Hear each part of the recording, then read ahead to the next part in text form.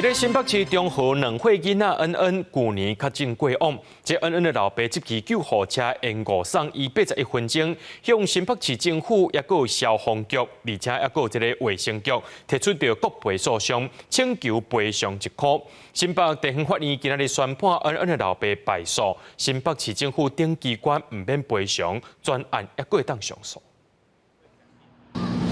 我完全没有损失，因为我最大的损失恩恩已经离开了。我要这个议员，我赢了或输了，恩恩还是离开。但做错事的人被抹灭的真相，我一定会让他公诸于世。